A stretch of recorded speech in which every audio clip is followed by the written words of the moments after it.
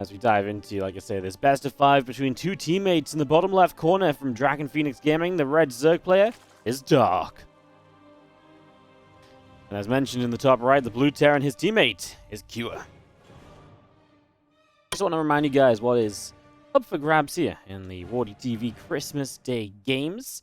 As my apparently Liquipedia forgot this tournament existed, so I couldn't actually come in. I just want to double check the exact numbers, but yeah, just for showing up today, guys, you get $75. So you show up, you play a best of 5, you lose. Not the best day for you, but you still get $75 to take on home. You win and you double that prize money up to $150 guaranteed for making the semifinals. You win again. Second place takes home $300 and first place takes home $700. Not bad at all for, you know, an event which in theory starts and ends within, you know, 3-4 hours, right? You can walk away with $700. That's a pretty good payday.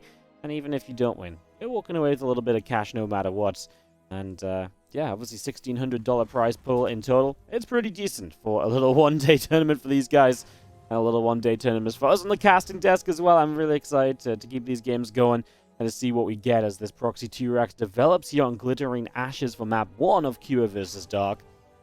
Let's see where this will end up.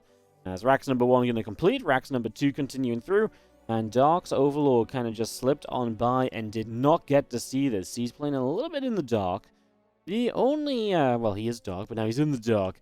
The only kind of saving grace is that these barracks are miles away, it feels like. They've got to come all the way down here and all the way here to get to the natural. It feels, I mean, it's a big map, and these racks are really out in the middle of it.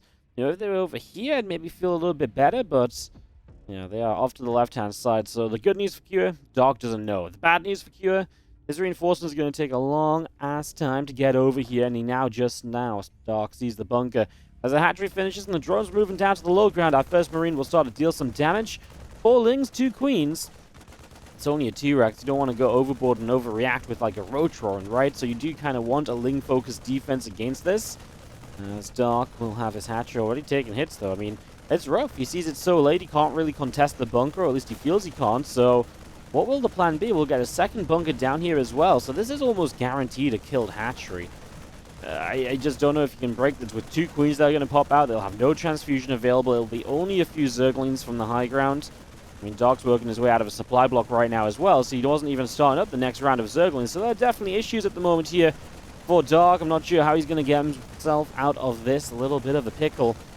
Marines do put down a creep tumor on the high ground. We're just going to be seeing those Marines pulling back. Hatchery still taking damage. New bunkers up. Dark just saw it so late he had no choice but to give this hatchery up. The problem is now you still have to go through the process of busting down these bunkers before you can re-expand. So the Terran just goes up to a factory and a starport. Rax is returning home, at least one of them. The other one is... Okay, they're both going to return home. And then we'll just get a command center start up here as well from Cure in the fairly near future. I mean, this is still starport before we expand, so it's a fairly, fairly decent commitment. So that will delay the CC. I feel like in this situation, you could have just got the CC up after the factory, and you would have been in a pretty good spot from there as a single Hellion builds off the factory. It's kind of interesting. In this scenario, you probably should have gone just for the reactor because you're only up against Lings, and then you can just get Hellions out. The Tech Lab gives you a Cyclone against, in case you're against Roaches, and I would assume Cure thinks he's against Roaches because he's got Dark on one base, so Dark on one base, a Roach Roaring is kind of an expectation. Looks like he'll probably place it down over to the side there as bunker number 1 cancels up. Bunker number 2 will try and hold its ground for a little while longer. These Marines will be sacrificed. The rest of the Marines, they already decided to go on home. They did not draw the short straws. They got to go home. The other Marines got left behind. And an evolution chamber from Dark starts in the back. I was wondering what that drone was positioning to do. I was like, a late Roach Roaring maybe? But no, just an Evo chamber. He's got gas in the back to start an upgrade, and he will just go straight 2-3 hatcheries, double expanding off the back of this. This can be okay for, Dark, because this expansion from Cure is very late. And look what Cure is building. He's building a Viking. He built a Cyclone. None of these things are really things which really put you into a great position to continue harassing, right? So it doesn't feel amazing for Cure on the follow-up. Like I say, his CC is not very quick. I mean, he's still ahead a lot of SCVs, don't get me wrong, but I don't know. I feel like he kind of played himself and put himself into a worse position than he maybe needed to be in. Still should be in a pretty comfortable spot with that worker lead, and obviously now his CC will be about to finish up. He should be able to get to the low ground. Still only 1 Hellion, and there's a lot of Lings, which can be a scare factor here, as of course, for Cure. I mean, that definitely shouldn't be something he takes easily, as our Lings do surround and nibble their way through this set of rocks. just taking that down as the command center lifts off, and it's going to go over to the natural expansion as well. As the stim pack continues through, Marines are coming up, and the +1 melee upgrade building on the evolution chamber. It's just bringing that into play. Marling's still a nibbling, and just waiting to see what's next. Armory on the way down from Cure. In the back of the main base, just going to be seeing our additional Marines continue to pop on out.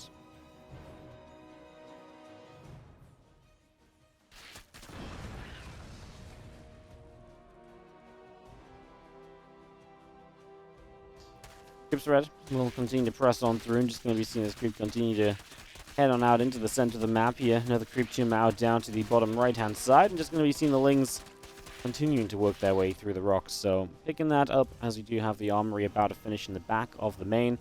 Again, Hellions continue to pop on through. Stimpack will be finishing shortly. And just going to be seeing the Hellions will be able to morph into Hellbats in a very few moments. And we'll see if this is something that Q can take advantage of. We'll see if this is a fight coming across the map that that Dark can deal with. Yeah, I don't know where I was going with Björn. No idea. But let's see what Dark can deal with here as these medevacs are going to join up as well. And this shouldn't be easy at all. I mean, the +1 melee upgrade is nice, but the fact is melee is interesting in itself. I mean, it costs less than the carapace upgrade, but you've got to imagine that. I mean, usually you do prefer the carapace upgrade when you're playing ZvT because you're playing melee units against range units. So you're going to be taking a lot more shots with the than you're kind of giving. It's going to be seeing the Spore Crawler does go down. Just going to be pushing through. Cyclone gets a lock on. We're just going to be seeing our Lings wrap around the other side. I mean, there's just no units here, right? There's just absolutely nothing. It's a drone massacre. Queens keep on dropping. The Marines are dealing with the Zerglings. Then Dark just falls too far behind off the back of the T-Rex. I was a little worried for Kyo on the follow-up. I thought maybe he could have had a faster command center on the setup, but he really did. I mean, just losing the hatchery and not doing anything with it as Dark, it's just rough. Only being on Lings, not really having a proper counterattack. You're always going to be a bad position. We do see the medevac going down. Pretty much everything of Dark has died here, and that is going to be Kyo taking the first game of this best-of-5 series. Kyo gets off to the 1-0 lead, and Kyo will be putting a bit of a statement now. And Dark's ZvT's been looking great lately, but hey, don't count me out. I'm really good too. Let's jump into map 2 in the bottom right corner. The red Zerg player looking to not get proxy racks and die early this time around will be in the red, Dark. Fighting the blue Terran in the bottom left corner of the map, it is Cure. After this, of course, our semifinals will be set. Very, very exciting. Now, guys, I do just want to take a couple moments. I'm not going to sell out too much throughout the course of today, but of course, this event still costs us some money to put on, and while I mentioned, obviously, it's great if you check out the YouTube and stuff, there are other ways to support, so let me very quickly just remind you if you're watching on Twitch, maybe you have a Prime sub available at Christmas Day Prime. I might not be here in person exactly at this time to thank you if you drop one, but it's always appreciated, and they do go towards helping us to keep on running tournaments. I really do appreciate any of those. Obviously, one thing I do want to mention quickly, especially as this will go up on the YouTube channel, it's always nice to be able to promote this there, but the Patreon page is where you can pledge however much you would like, and 100% of what you pledge goes to our WardiTV tournament prize pools. This one isn't actually funded by the Patreon because it's from the YouTube budget, like I've been saying. I'm sorry, YouTube. The YouTube budget was just needed elsewhere this year. And we're still making it about YouTube a little bit, right? So every single one of these matches will go on YouTube no matter whether they're good or bad. You know, you'll be able to follow the tournament through from start to finish. And, you know, it's played on Christmas Day. That should emphasize the fact that not everyone can tune in live, and people should be able to go catch up on the YouTube. But what I wanted to really say and really focus on was just, again, the Patreon. 100% of what you pledge there directly into WardiTV tournament prize pools. So if you like our events, if you like the content, and you want to see, help to make more of it happen, patreon.com/WardiTV, a great place to check out. But the most important thing is that you're here enjoying StarCraft2 with us, and for that we're really appreciative. Really appreciate you guys following, watching, giving us your view, maybe even a little like or so. Map number 2.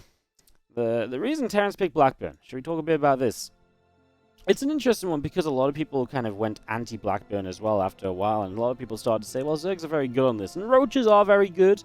They have actually, they can swing around different pathways pretty quickly, even though there's not a lot of attack paths in. Once they clean up some rocks, they have a couple different ways to move in quickly. What I think is really good about Blackburn for Terran is if you really believe you can get to the late game. If you can just say, hey, look, I trusted myself to be able to get to like 15 minutes and be alive, then you're typically heading into a stage of the game where you're talking ghosts and liberators, and it's on a map where splitting the map is pretty easy. You know, you're probably going to have an easier time holding your gold base than the Zerg is.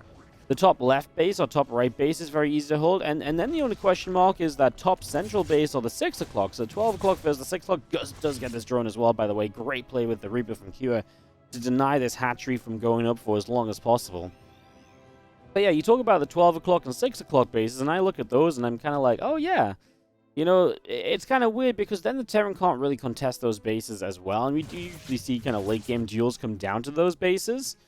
And the Zerg maybe gets an advantage of getting over here initially, but it is a tough one to hold still for the Zerg, and if they really do focus on holding here, Terran can focus on holding here, and it's just difficult to get bases up on bases ahead as the Zerg player, so you can trade in effectively, which is what Zerg is all about, trading in efficiently, but mining so much more. If you can get to the late game, you can really nullify those advantages of the Zerg race, and then this map is great for that, so that's why Terrans do kind of like Blackburn generally for that later game. I mean, initially it was a lot, you know, about being able to push and stuff. Look at this, by the way. Dark took a gold after being denied that right side base for a little while, so he's going to take a gold base third on the back of a Roach all-in. 7 Roaches already coming up, make that 8. We'll see how committed he is with it.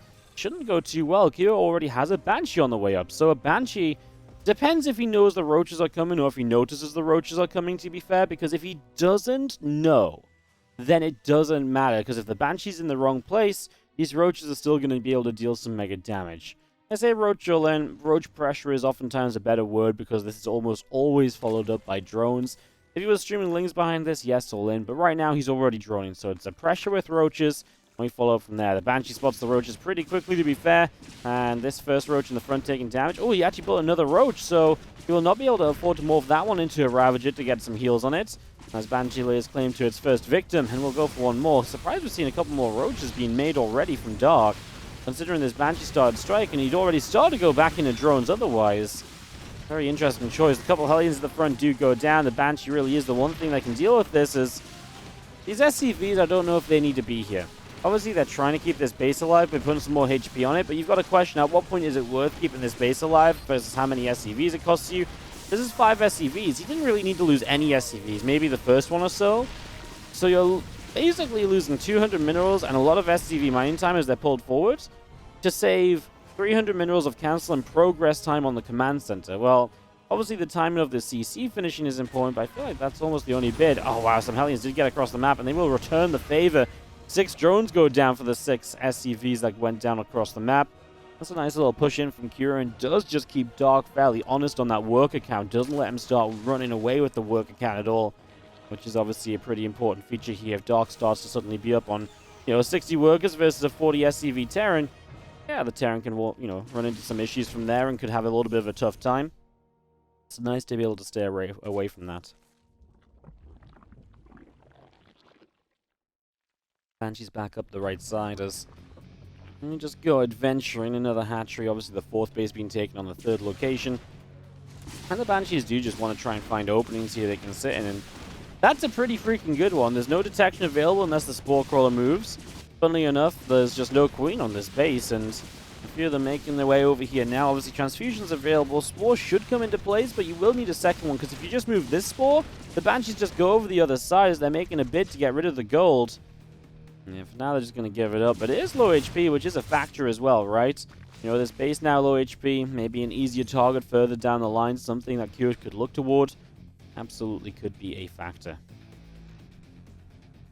Otherwise, Dark just continues into his evolution chambers. He's still going to be playing at least something Roach focus. He's still making Roaches, but he is getting Link Speed too.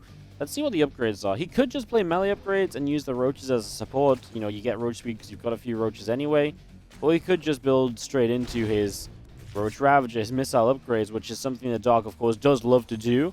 And as he builds even more Roaches, I do get the feeling it might be those missile upgrades that we see coming out of him here. And have more emphasis on the Roaches, with the backup being kind of Lings and maybe a few Banes, rather than the other way around, Ling Bane with a backup of a few Roaches. But no, there's the melee upgrade. I was talking myself into this this Roach style more and more, but he is going to drop it down. I think it makes sense. I think to kind of play roaches with support and lings doesn't really make as much sense as playing kind of Ling Bane with support and roaches. I just wasn't convinced he was necessarily going to be using adding on a Baneling Nest because more and more roaches were still coming through. But I was wrong, and it is indeed going to be the melee upgrade, as we did at least talk about a little bit before it came through. My Bio Army is going to unload, and these few Zerglings trying to get on top of them Medivacs. But we'll force a little lift up, and that will be about it. Armory on the bottom left-hand side, continuing to go through with this as our other units here will unload, just going to be picking away at the creep spread from afar and just slowly trying to take some of the map control away from Dark via that creep. That's pretty good creep up around the top side into the center. It's not crazy by any stretch of the imagination, and we've seen creep be a lot better than this, but it was off the back of an early roach attack. You got to keep that in mind as well.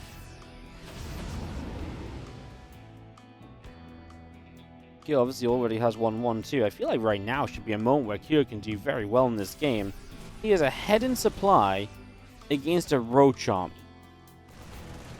I feel like Kyo is almost hurting himself by being too passive. I mean, you're ahead in supply against roaches. That is really kind of insane. Just stop and think about. If you're ahead in supply against roaches, shouldn't you, like, just win? And in upgrades too. He's also got the upgrade lead. Roaches would just melt if he fought, but he's just dropping around. He's happy to just take down creep. Q is happy to play a slower game. And in this case, he actually should be a bit more confident. The Banshees were pretty successful, right? I mean, they might not killed like a ton of drones, but they harassed a bit. They kept Dark busy. He actually made Dark a fair few units as well, alongside trying to drone behind it. So his economy's never been amazing. The one thing I think Q might be afraid of is that this gold base is in play for Dark. And if Kira is afraid of the fact that this gold is in play, that might just be why he wouldn't commit in, right? Because if he says, oh, well, you've got a gold base, that's kind of scary, I don't quite know where you're at with that. That can definitely dissuade him from attacking. He is setting up to fight and might go with 2-2. I just wonder if he'll still have some of the advantage at that point. He probably should. I mean, there's only 70 drones on the map still. It's not like Dark's economy is suddenly now booming, and now he's taking advantage of it. It's still in a relatively slow-going... It's in pretty slow pacing right now, Skullcrawler gets taken down, a few Marines splitting away. Lings are going to run straight across into that third mineral line where we're going to see SCVs already dropping down to... SCVs going down pretty much immediately as a couple of Ravagers are in range of tanks. Boom, a Ravager gets blown up. And now this hatchery is going to be falling very shortly as well. More Zerglings out down the bottom right side. Some Banes turn up for a little counterattack too. Fantastic to get rid of the gold base, of course. Dark at least has the top right to come in as a replacement. We'll see what he can do harassment-wise when it comes to being across the map. With a Ling run by, heading to the natural, and Baneling's into the third base. Kua pulls the SCVs, but a little late, so he does lose 13.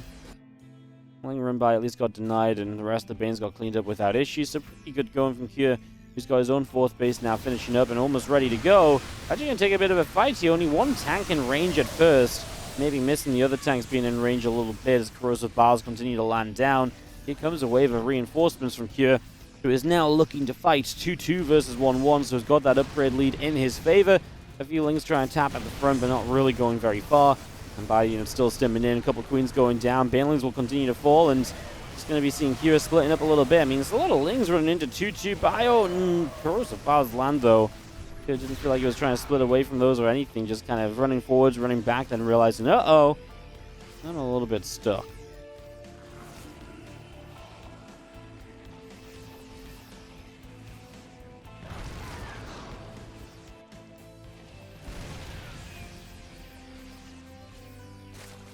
Roses are still at the front. Viper's coming through. We will have a blinding cloud coming down already. Lings will continue to press in. Just going to see this army continue to pull back.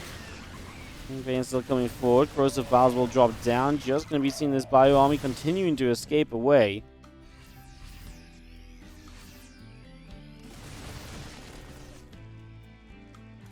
All the upgrades still coming in. Our extra rack settling down. Just going to be seeing our 3-3 upgrades coming through as well. So all of this continuing in as our extra Vipers build up as well at the moment. Just going to see a few changelings dropping down from the Overseer.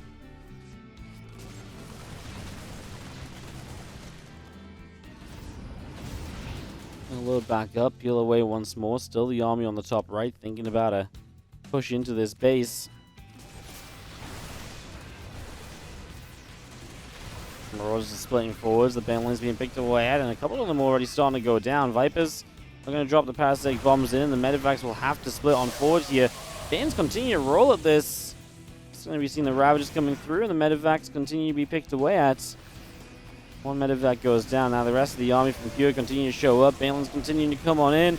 Corrosive Files continuing to come through this as well, and well, Dark kind of surviving on this Ravager Lingbane army. This is a really kind of mid-tier army, right? His forces here are just not really that...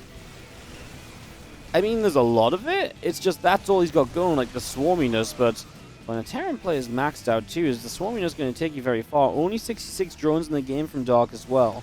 Blackburn is a map where you kind of want to play a lower worker count though, because it is tough to take more bases on your opponent, so you play lower workers, so you have a larger army at any point in time, which means that fights are not as inefficient, so you don't need to outmine as much. It's a different style of Zerg, as those blinding clouds are freaking beautiful, engaging in. Dark is going to wipe the floor of the army of Q, who will drop the other side and will get the gold base, I imagine. Transfusions, though, keeping it alive, not for long enough, but it's a full wipe. Apart from a handful of Medivacs over here, but the Medivacs over here all went down too. A chunk of Vipers really just spellcasting there to save this engagement from Dark and to make it beautiful. And well, I was a little bit worried for Dark, but he takes a massive lead coming out of that fight. Don't think Kira is ready for that at all. Resource lost is dead even.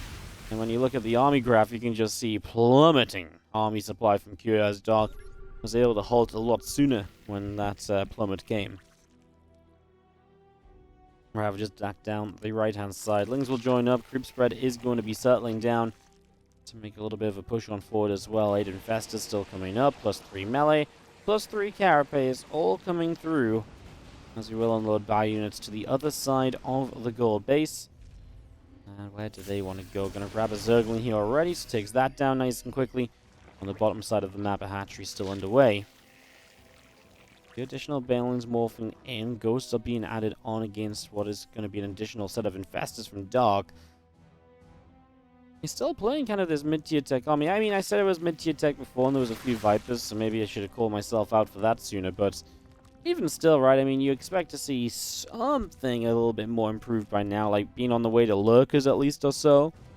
Obviously, Infestors are a nice addition as well. That combination of spellcasting can be rather deadly a lot of the time, so we'll be watching out for the effect of that.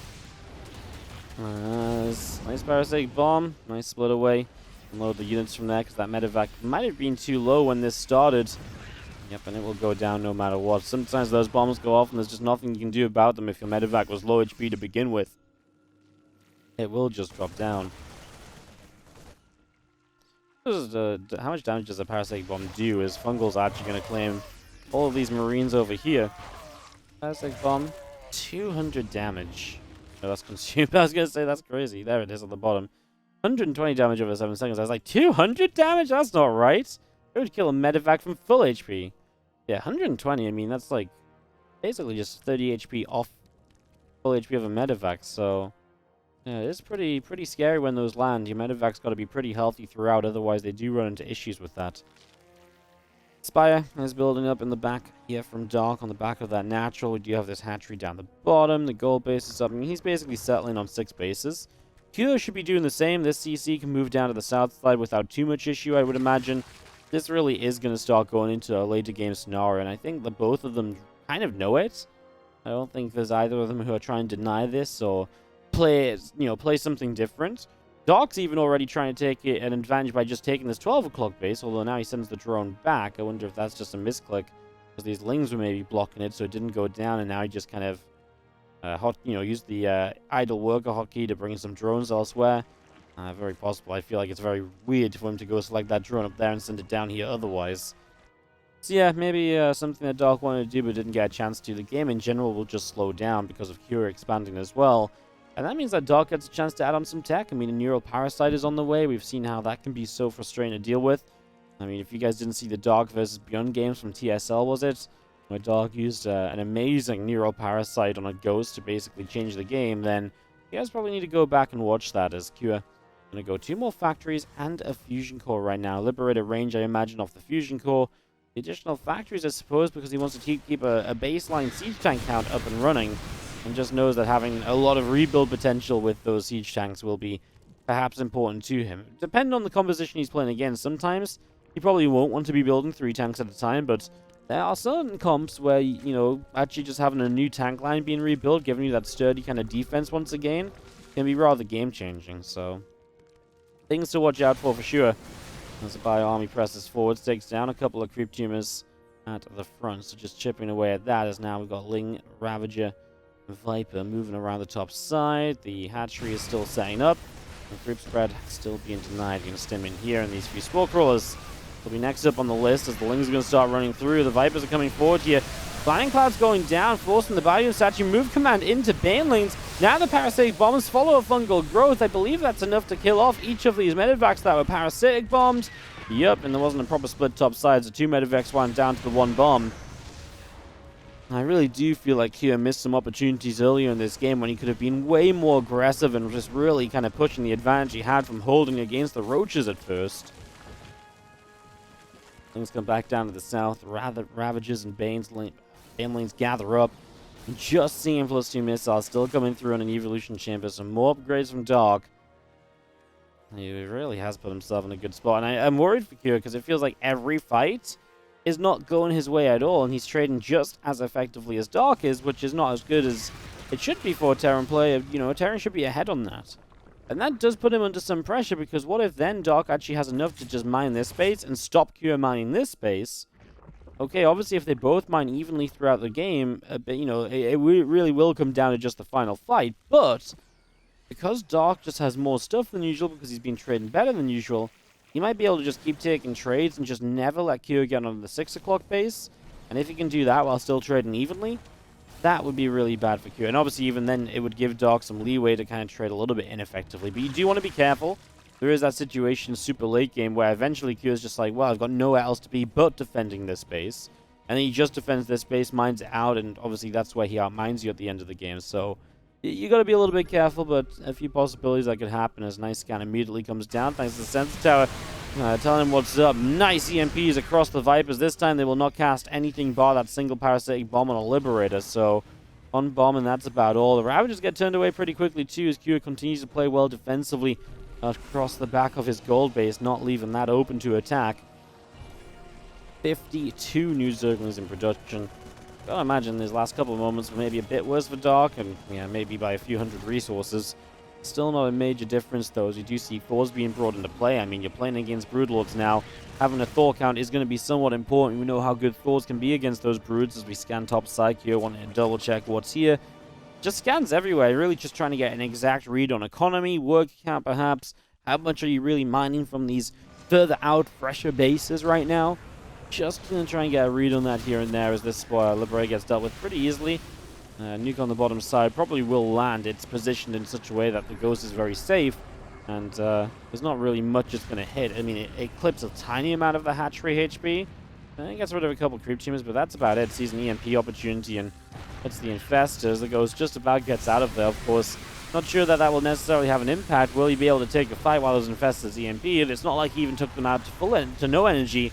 They just got brought down to half energy or so. Top left base is denied, though, so this little attack from Dark is a success story. Denying a base of Kira already. And it's kind of interesting, because Kira doesn't really want to not mine from this base, because eventually he has to hold this base on the south side on that 6 o'clock, and it's going to be very tough to defend this base and this base at the same time. And if you're left in a situation where you've got to put all of your attention on one base, and the other base in the far corner from it is not mined out, Dark can just take this as a hatchery and mine from it himself, and that's going to be a situation you do not want to end up in, so absolutely cause for a little bit of concern for Kua.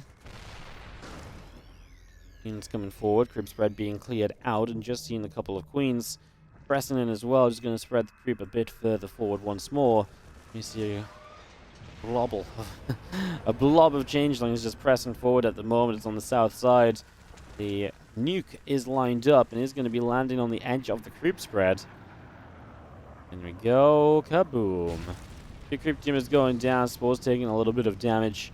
17 banelings are building from Dark over in the middle of the map. Yeah, and the nukes are very passive, right? Not really like right in on top of your base, but a little further out. Here come the Broodlords to say, you're not really meant to have the 6 o'clock, by the way, Cure. Space isn't meant to be that easy to take, and this is the exact sort of scenario I expected to happen. You know, basically some kind of later game Zerg army looking to deny it. Nice parasitic bombs across a bunch of different units. Fungal as well. And again, the Fungals do damage too, remember, so it brings these parasitic bombs to like very close to basically killing off Liberators and so on too. Now we're just going to see Banes rolling in top side. Dog's getting very confident. A lot of Banes just going off on a planetary fortress, maybe the top left side as well, but I mean, these are things you do have to be careful about, because if not, you can lose the game by giving up too many Banelings like this, you know? 23 SCVs go down, but, you know, resource loss won't show the Baneling losses, but when you look at the army supply on the map, you can see that Dog, you know, is a bit behind, and, you know, killing all these SCVs opens up more space for army supply from Cure. Now, he isn't going to be mining a lot, but it means his army is massive, and he should be able to trade well, although 46 Banes coming up. That's got to have me somewhat worried. I'm not going to be able to lie about that one. Definitely some cause for concern. I'm impressed we're going to have like a 25-minute game here where not a single lurk has been made. That is so off from the current meta of ZvT. This feels like something you'd watch like a couple years back before lurkers became a thing, because how often do you get to this point of a ZvT and just not add in lurkers at any point in time? Especially someone like Dark, who is so, you know, used to using the lurkers. It's not like that's a rare unit for him to end up on. He uses it all of the time. It's not like it's his style to not use them. Very, very interesting, as once more the Broodlords are making the same play to deny this down here. I love that, put the Parasitic Bomb on the other Liberator. Basically, you stagger them to make sure that they will both go down, should they not split away from each other. They do not. And that is 2 Liberators for the price of 2 Parasitic Bombs, which is just energy, which is obviously pretty nice trades.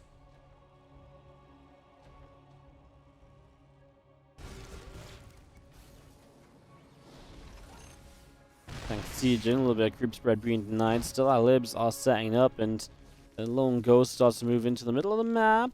A little infestor waddling around trying to get out the way. We will line up a nuke now over towards the front of the creep spread. Spores are going to back it up. Halbat's tanks still trying to move around. Nuke will land. Creep gets denied. Again, every nuke has just been for creep spread so far. How many humans dead in this game? 67. Not sure how important a stat that really is. You guys want to see what else has died this game? 500 lings almost is maybe the most interesting part, as Banelings are going to come rolling through. Parasitic bombs to keep the units from turning and fighting. That's a lot of your Thors going down initially. And oh no, the Banelings are reaching the bio units as well. You will see, I mean, that was a lot of Banelings, and Dark Supply dropped accordingly. But he does remove a lot of the units that would have been super good against the Thors, against the Broodlords, aka the Thors. And maybe that gives him a chance to actually make the Broodlords a little bit more useful once more. Definitely something we have to keep in mind is, man, 80 new lings on the way, though. And a round of new Banelings. And Dark is starting to take the 6 o'clock base. I'm worried for Cure. To me, he does not have the economy anymore. It's okay, like, late game, he'll be losing SCVs and to be going on to a lower work account. It's just going to be seeing the Fire Force settling down. Thors continue to be repaired at the moment. Triple drones getting picked off. A nuke will land on the hatchery. I'm just going to be seeing the Zerglings, Banelings continue to settle down, and the nuke continuing to come up at the moment. Bioforce Thors continuing up the left side. A couple Liberators going to go around to the top. And we do have this Ling Bane army continue to settle, as we do just have the Liberator sieging. So we're going to try and push through this top side of the map and see what we can do. Bioforce gets rid of a couple of, well, gets rid of the spine crawler there. A couple of Banelings being picked away at.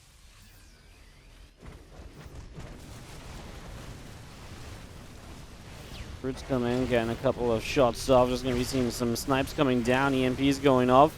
Infestors being pushed back. Fungals are catching a lot of these units, and just going to be seeing the Ling Bane Ravager just going to make a run through. So here we go for Dark, looking to make a bust through this army. Neural Parasites are going down some Thors as well.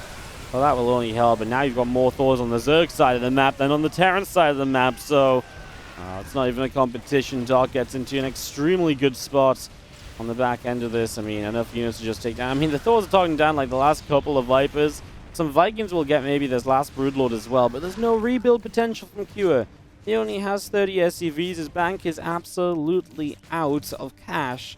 And Dark still has 3k, 7k in the bank with so much supply on the side of Dark as well. As the Lings continue to come on through and the couple of Vikings being nibbled and nailed at by the Queen. Not much left at all from Q. Definitely in a spot of bother as the Bioforce continues through. Just going to keep on pressing forward. Just going to see the Lings will continue in. And just going to be seeing the army just jumping on this. It's pretty much going to be a clean out. A couple corrosive bars continuing up. And just going to be seeing the Banelings, the Ravagers. All of this settling down on the bottom side. Another scan sets up. Infestors and Banes still coming into play. Pathogen Glands getting ready to go. I mean, I can't believe he doesn't have it, but does it really matter? Not really. He's had the Infestors up for an eternity anyway. Like, they've all had time to build up the energy in this situation. Well, this game, honestly, this could have been a 2-0 lead for Kira. He was in a really good spot this game. He was up like 20-30 supply against a Roach army. I mean, that really shouldn't be a thing, right? Like, I mean, if that's a thing, you should be winning the game. But he played very passively. He played afraid. And sometimes that's just the power of being Dark, right? People play afraid of you, and I think you misread where he was at in the game and maybe should have been a bit more, just collect everything up together and try and fight. Instead, Dark actually really controlled the game. Once Skewer didn't do much, Dark started to kind of take these fights, which was just extremely effective, extremely well played. And a few of these drones just going to continue going down as another Thungle lands just on a few of the Marines.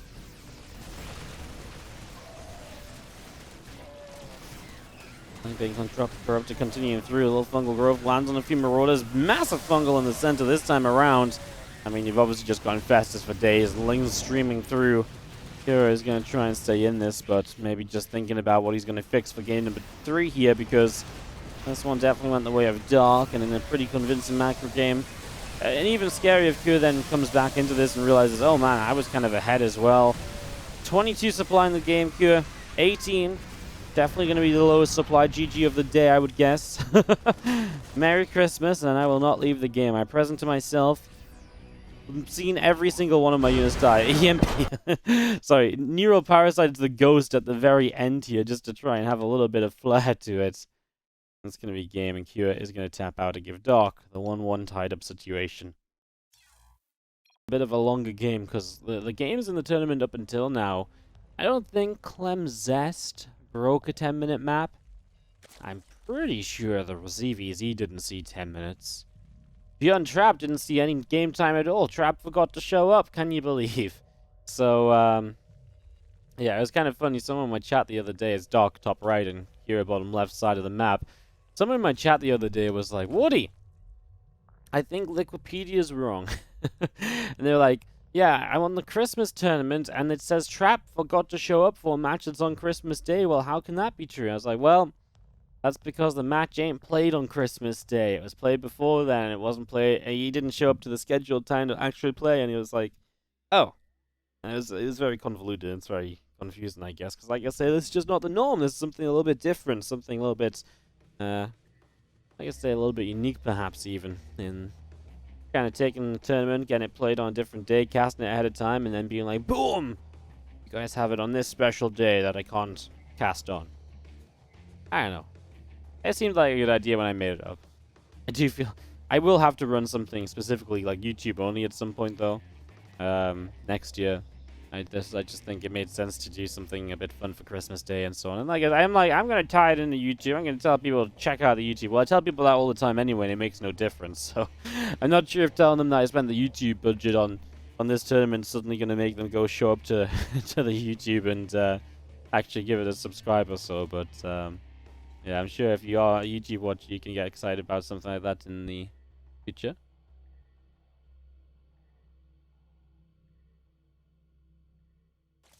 Reaper is on the way up from Cure to get this started as the Overlord of Dark is heading down to the bottom left-hand side. The SCV just having a little bit of a scout in there. A couple of Queens and a few Zerglings are on the way.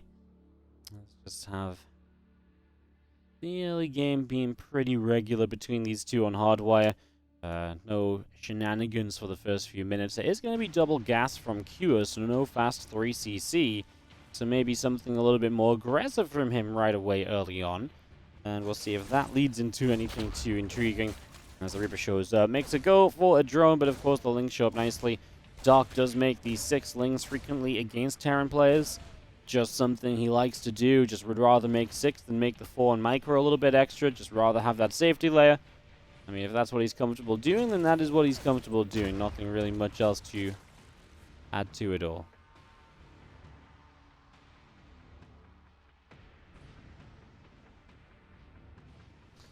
Starport is already building from here as well, so obviously that's expected when you're going to play no third command center. What else are you going to spend the money on? Well, at Starport is exactly what you spend the money on, so that should not be too much of a surprise as the Reaper takes a little shot from the Queen. Back and forth a little bit there. Hellions are still on the way out as well. The barracks is built in a tech lab. Starport will be finishing soon. All of this getting wrapped up and set to just rally out across the other side of the map. That Starport will be done. Swap over to the tech lab, barracks lands, and again a couple of Hellions continuing their way up to the top. Next to that Reaper, Cloak is already on the way, so we saw Cloak with the Viking. Now, with the way that queue is open, I'd be kind of surprised if this was just Hellion, Viking, Marine, right? That'd be kind of crazy. So I do imagine this really is a Viking into Banshee. I don't think this is going to be a fake Cloak at all. Just doesn't really make sense with kind of what he's invested into. And you still got plenty of gas to start a Banshee here, while also then starting Stim once this tech lab is done. So, yeah, Banshee gets queued up. His Overlord is going to come in and will confirm the Cloak, but... oh, wow, cancels Cloak. Okay. Okay, interesting. Does he keep the Banshee and just make one cloakless Banshee? Interesting that he cancels the Cloak while the Overlord's still there, right? Because that Overlord could have been made to believe there was going to be... Oh, he restarts Cloak, so that's the mind game. I was going to say, it was a weird time to cancel because the Overlord was right there and he knew about the Overlord. So it's like, if you're going to cancel the Cloak, why not cancel it after the Overlord has been denied? And then he's like, oh, I think I'm going Cloak. But now he's trying to make it convincing that this is not Cloak, and then it actually is. So he really does delay the Cloak a bit, but because he went for the Viking first, delaying the Cloak... I mean, he cancelled the Cloak quite far along to delay it, essentially, but it's not actually that delayed compared to the Banshee timing because a whole Viking build already. So, kind of a weird little situation that you don't see play out too much. A few Zerglings on the way, melee upgrades on the Evolution Chambers, a Baneling Nest in the main base as well, as these few Hellions still just settle down in the upper left-hand corner. And a Spore Crawler will set up from Dark around the front as Hellions move through. We're going to get a couple more drone kills, and just going to be seeing our engineering base still settling down from Kira as well. So just getting that up and rolling. We do get a creep tumor on the top left-hand side. Getting rid of that and picking it off. Many more drones. I'll continue to flow on out here. A lair on the main base. Cloak still coming in. That's going to be a second Banshee finishing. We'll see what this Banshee combo can do. There are still spores in each base. Sometimes you do wonder a little bit as well. It's like, how much does, like, faking or not faking Cloak matter? Some people just have spores anyways just to help deal with the Banshee, whether it's cloaked up or not. So, sometimes you wonder, you know? Sometimes you wonder. And I think this time it's not really been too worthwhile anything, but... Anyway, we will see. As Larry's on the way through, obviously an Overseer will want to be added, and otherwise Dark just playing melee upgrades. Always a treat, seeing Dark just playing a little bit of Ling Bane. Well, you know, last game he played melee upgrades and Ling Bane with kind of Ravager supports. This time it looks as though he's just going to play a little bit of Ling Bane straight up. We'll see what he does off the off the lair. Spire definitely going to be an opportunity. Hydralisk Den definitely going to be an option. So a couple of choices right there, and just going to be seeing our creep spread continue to push out down through the left-hand side of the map as our Lings continue to move around, and just going to be having our setup here continuing. Let's see what the Banshee's going to do. Just sitting on the edge and finding a way in for 5 drones already. Hey, that's 6 and maybe even a Queen before we're done. Nice transfusion. We'll keep the Queen alive at the very least. I'm just going to be seeing at the same time, though. Hellion's going to find, wow, what a weird position for drones to be on. Long distance mining. Dark getting ahead of himself, and, well, he's very lucky to only lose 2 additional drones on this position, because that looked like it was going to be way worse for him than it actually was. Well, these Lings and Banes on the right side trying to figure out what they want to do. We'll see a couple of creep teamers denied. And still just the Hellions poking around to try and get more done. One of the Banshees will fall. The Queens are still fighting on the far right. Banshee does back it up now. Actually, he's going to kill that Spore Crawler, right? So that's nice because obviously maybe you can get the Banshees here to do something, but There's only one now, and I guess there's going to be an overseer up anyway, so probably not the biggest of deals. Yeah, I mean, nice to get rid of it if you've been working on it all that time. As more Marines and tanks and medevacs just continue to make their way up through the middle of the map. So away they go. Melee upgrades coming in on the evolution chambers.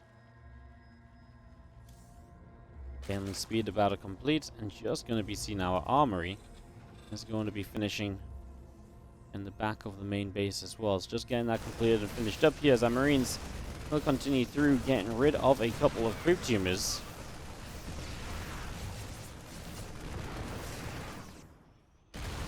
The second one gets taken down. So still going to see these feelings finishing up in a moment or so. A couple more of them getting picked off.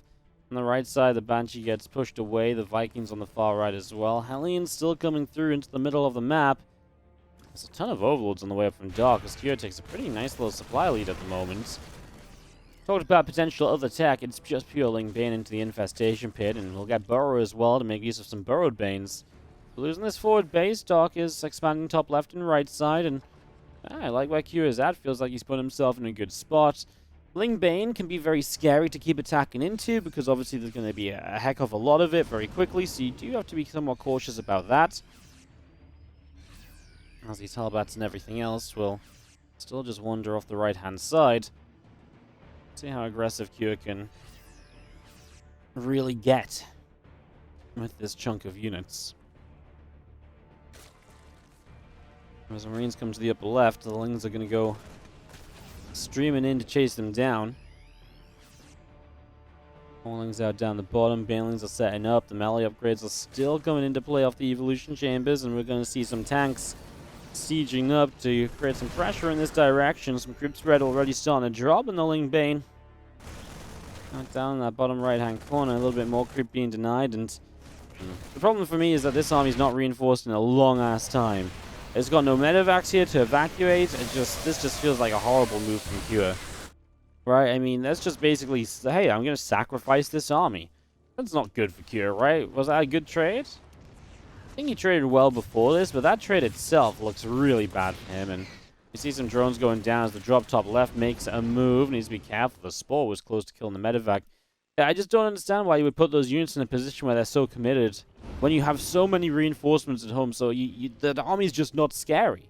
If Dark can fully... Unless this army was moving elsewhere, the one at home, then it makes some sense, because you can argue it's going to reposition Dark's army, force him to split as well, and that would be better. But when Dark can focus it with his full army, I just don't like that move at all for Kira, as now Ling Bane sets up to run on through here. 2-2 against 1-1 for a few moments. I mean, what a timing for Dark. 2-2 is in play, and he is going to make full use of it. 22 SCVs going down. Baneling's being denied by a few Marines. The Lings are going to burrow up and just going to be seeing them trying to make an escape to the right-hand side. They will break through a depot, so they've got an escape, but now they've got more Lings showing up. There is going to be an attack top right. We'll check in on that in a moment. We've got more Banelings here. The Lings are just shredding. This attack over here. A few Banes are going to be finishing and starting to roll through. Not really doing too much just yet. Good splits from Kira.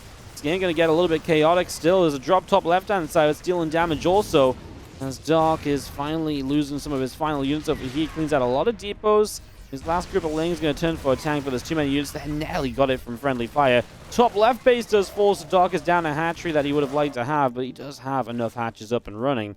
He still maintains 83 drones here. A little bit of a dip in army supply compared to his opponents. But in the long run, I think Dark's in a great spot. On that kind of a worker lead, he's going to take the army lead back pretty much instantly.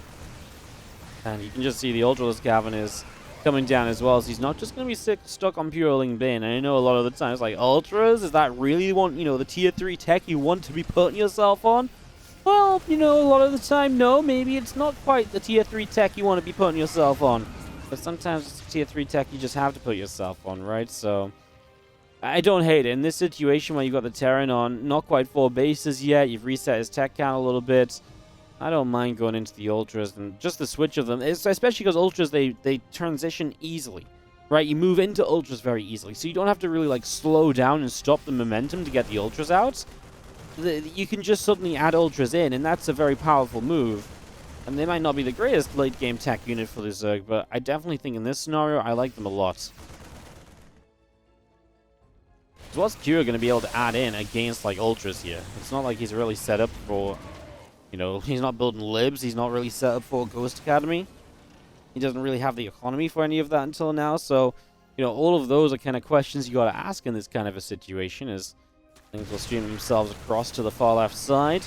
Just going to keep running around, getting a little bit of a surround here. Marines and tanks taking some hits. Quite a few of the Marines taking shots as Lingbane heads down the right side. I'm just going to see a couple of Ultras continuing up as well. +3 melee upgrades, +3 carapace. The kindness plane. We talked about the Ultras a little bit already. Just going to be seeing our Lingbane continuing back through. I'm just trying to figure out where it needs to go.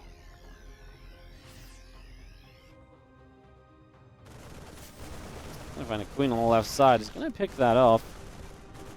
So our Lingers will continue through, and that's a bit of a surround there to pick up these Marines, and they go down pretty much straight away. The rest of our Marines on the right side. Overseer is hanging out there, and the 3-3 still coming up on the engineering base.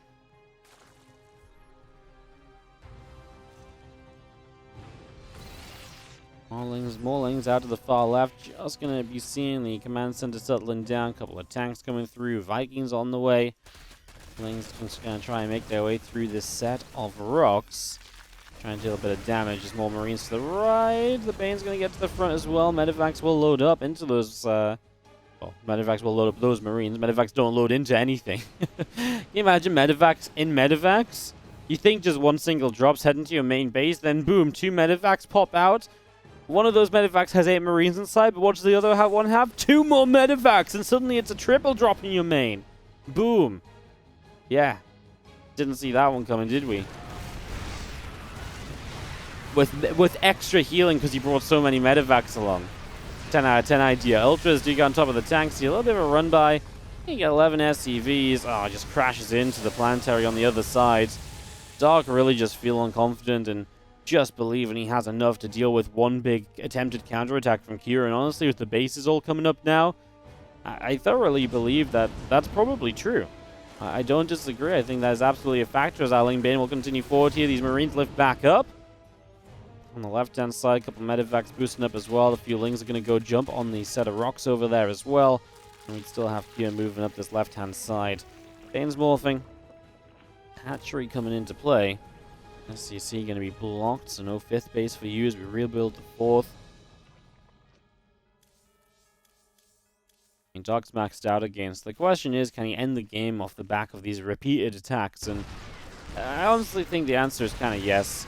I think he's got enough of a lead, and significantly enough of a lead, to make that happen as the Lings continue to stream on through, going in after those tanks. CC gets cancelled over there. I mean, these trades are just nice, right? You get 9 SCVs, you get a few tanks. It might get to a point where, like, this position may not be breakable, but is that not what the Vipers are for? If you're so reliant on tanks here as Cure, well, Vipers are going to pretty much take those out of the equation with Blinding Clouds, and then Dark actually can just keep on running units at him, so... Two more Zerglings going down this right-hand side. Marines keep on pressing in. This hatchery in trouble. Going to drop a few transfusions on this hatchery, keeping it alive. Parasitic Bomb goes down. Forces the Medivacs to lift up and split away. One of them will be sacrificed.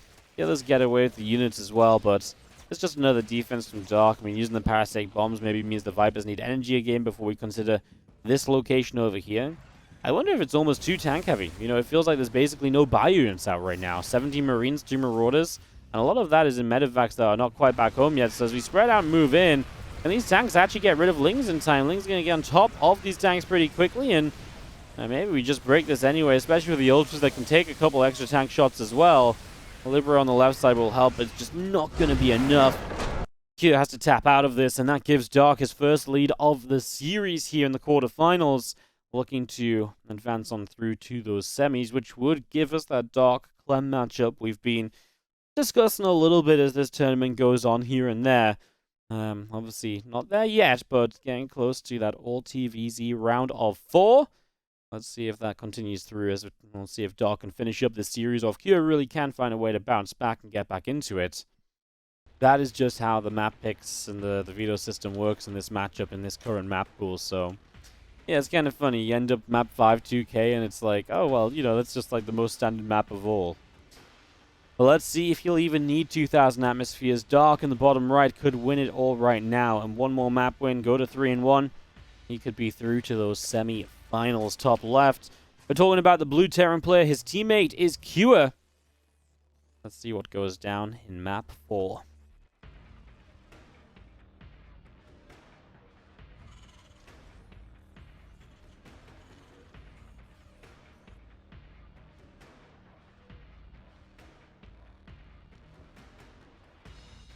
Bellingrad has been seeing a lot of love from the Terran players. It's a short rush distance. I don't think Zergs hate it. I mean, Zergs don't like it. I think it's just very ledgy. A lot of positions the Terrans can take. And even though they've got that kind of left versus right dynamic, to some extent, I feel like they don't like expanding further up the right-hand side. So they feel very much so shoehorned into taking third base, fourth base, this base. And then I feel like they feel very stuck trying to get this base up here or this base down here even, you know, high ground down to it. This base up here is just a bit disconnected. You can take advantage of these ledges all around. Yeah, it's just, those later bases definitely seem like they're a difficulty for the Zerg at times, so... What will Dark do on this map? I would not be shocked if he went back to something a bit more Roach-focused, with this being a Cure map pick, a bit more of a Terran-favored map to begin with. If he goes for something Roachy, yeah, I would not be shocked at all. In fact, I think that might make the most sense here for Dark. Also takes away some of the kind of the distance factor, right? Because A, Roaches can be very good on short distance because they create very scary timings. But B, a Roach army in general is just a little bit less susceptible to being overrun by a Terran army. It's just kind of the way Roaches versus Lingbane armies work, right? Roaches are a little bit bulkier and hence, you know, you don't die as badly to kind of some of the pushes. Now, with enough tanks, so you know, the right kind of upgrades, maybe those Roaches do just die, but it definitely doesn't feel as weak as Lingbane, which can fall apart in an instant if the first Terran attack arrives too soon, and you lose your first round of Banes, and you just can never quite catch up. You can't ever get a comfortable amount of Banes up. It feels like that style is then a lot more kind of punished by these shorter maps, and like I say, the Roaches at least give you some options of your own to be aggressive and maybe slow the Terran player down, as long as you don't cut into your own army too heavily.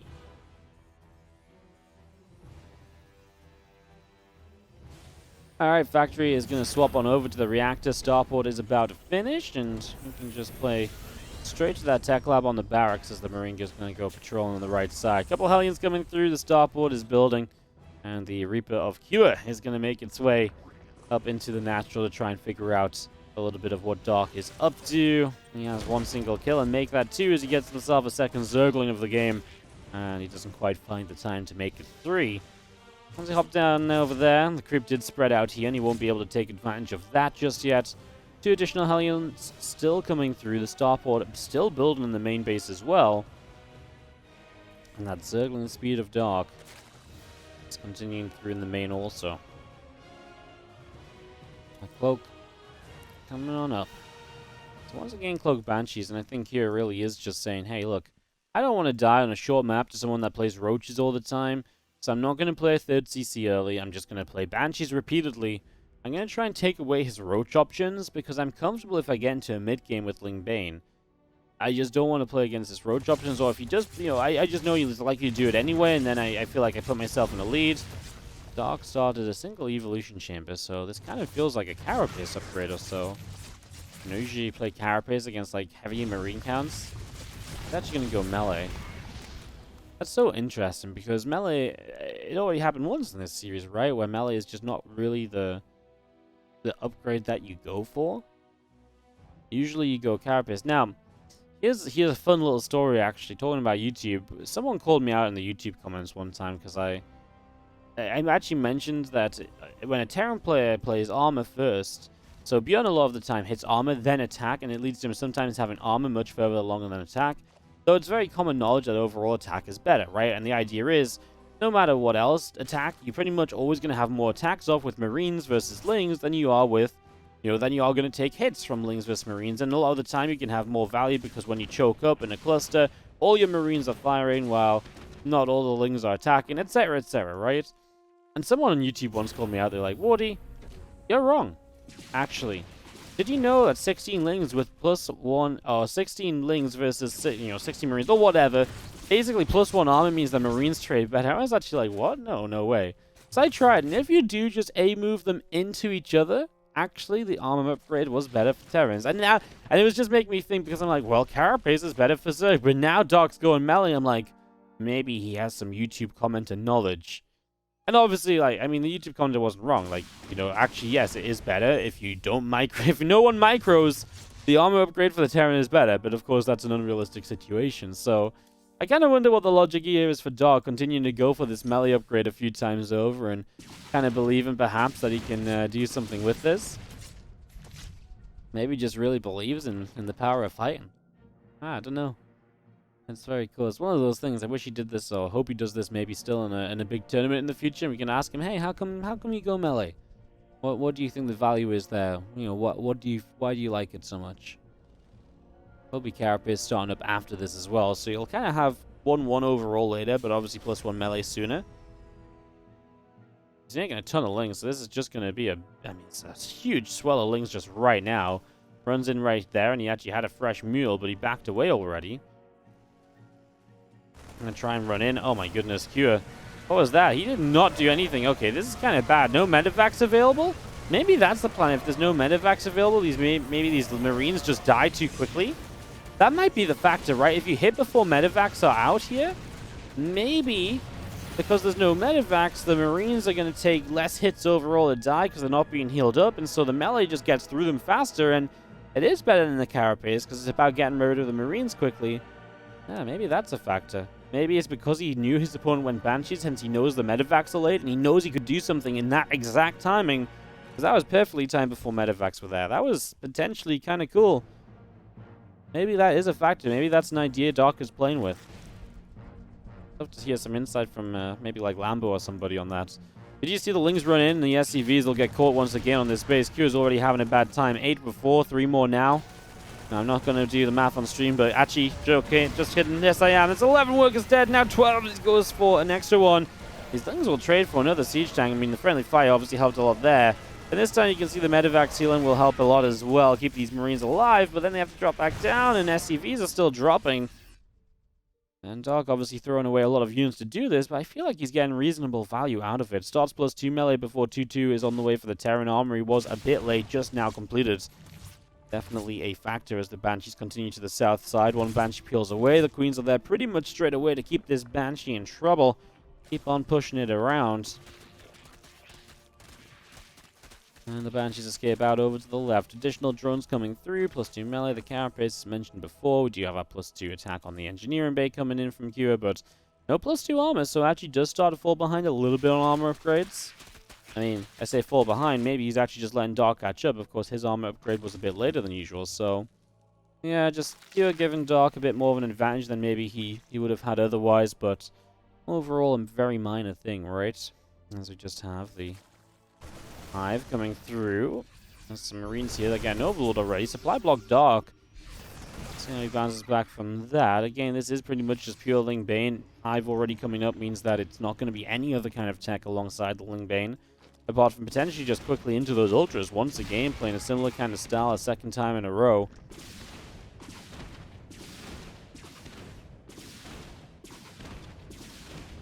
And she's going to chip its way through that Queen. Chip, chippity chop. Nice little transfusion. Queen gets brought back up a little bit. Just going to be seeing the Queens continue to push that Banshee off to the side, and the Banshee is going to go down. Ling's got a good little surround there, forcing the Marines to lift back up into the medevacs. And this medevac's going to start boosting toward the main base, and just going to see how few Ling's going to start running in. Marines going to get forced back into the medevacs once again as the Hydra Den and the Hive continuing up from Dark.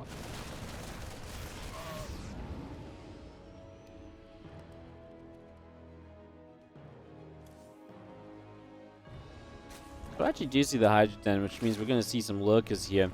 It's kind of amazing you get 4 games deep in a TVZ nowadays, and it's been kind of like, what, an hour-plus long series already? We haven't seen a single lurker so far. It's just not common at all in this current meta, so Dark definitely playing in a little bit of a weird way. It will be interesting if Dark wins this to see if he uses some of these similar styles against Clem in the semis. Be very intrigued to see how that pans out, actually. Look, Den is in the way in the back of the Nat, not in the way, but on the way in the back of the main base.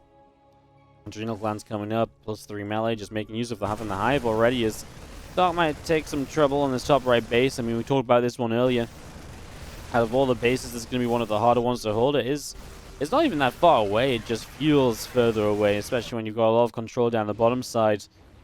And that's obviously where you want to have your units, just in case this push down the left side kicks in and gets into position on these chokes and ramps. So yeah, the drop on the right is effective. If you get rid of a hatchery, I mean, it's obviously not bad. Doc just straight up expands bottom left, re-expands the right side as well. Feels like he's already just in such a comfortable space after the earlier game and after dealing so much SCV damage and slowing Kira down. Now Kira's trying to drop everywhere, trying to push into the middle and clean out creep. He's being successful. He's clearing out creep. He's, denied the base on the right. This drop down here is maybe not going to do too much more, but he's had some success, and he's keeping Doc busy while he goes up to his own 4 bases. The question is going to be, how ready is he for Lurkers? And Dark also going to get another upgrade, which is out of order to what you might usually expect. A lot of Zergs will tell you the Lurkers really do not work well at all unless they have 10 range. So a lot of people will go Seismic Spines, then Adaptive Talons. Dark goes Adaptive Talons, so you had a lot more mobility on the Lurkers right from the beginning. And then we'll be able to make it work out from there as Lings go to the bottom left corner. Extra Banelings just morphing in, and we'll go down to the bottom left as well. Just going to be seeing 3-3 upgrades still coming through. Command Centers are still on the way up. And the Ling Bane Force settles down on the left-hand side. I mean, this is Dark, who has got a couple Vipers up and is maybe just ready to go. I mean, there's no Lurkers yet, though. Oh, that's why. He has 140 Zerglings! Well, he just wants to trade out here initially so he can free up some supply for Hydras, I guess. In we go. He's got 4,000 minerals in the banks, I imagine. Not just supply for some Hydras, but maybe just rebuild some Zerglings too. In fact, he makes 94 new Zerglings. Wow. I mean, he's going to be... Oh my god, he's got 140 Lings on production! What? 144 Zerglings are building at once. Loses the top right again. A Banshee bottom left will be one of his targets. He's going to have like 170 Lings on the map. Depends how soon he starts morphing in Banelings. He started morphing in 8. 160 Lings there for a moment. Wow. This dog just going to run around the map with 160 Zerglings? I mean, I actually thought he was going to build some Hydras on this rebuild, but he just doesn't go for it at all. I mean, Lurker upgrades continue in, but absolutely no sign of a Lurker being made in the slightest. His bottom left base might be in some trouble, but is Q just in some trouble? Can 160 Zerglings end the game here? Those Banelings are fortunate there's no vision. They ran straight through tank fire. SCV's going down as they long distance mine. Blinding Clouds to set this up, and well, in we go. A ton of Lings, honestly, just a few Banes to support, but honestly, there's not a lot the Banes even need to crash into right now. The flood of Zerglings comes on through, and we're just going to see, I mean, debuffs will get busted down. The Lings are powerful.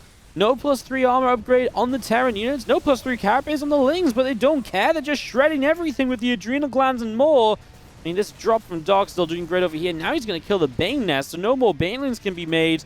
As Kira enters a mega supply block, still losing depots, still losing SCVs. Factory at the front going down as well. I mean, it's a disaster for Kira back at home. He's losing everything. He just types GG. He did do okay across the map and was finding some good value and some good damage here and there. Just wasn't enough compared to just how much Dark was getting done with the Lings and all the rest of it. That was honestly a little bit disgusting. GG's, Kira is out and Dark moves on to the semi-finals to complete our top 4 players.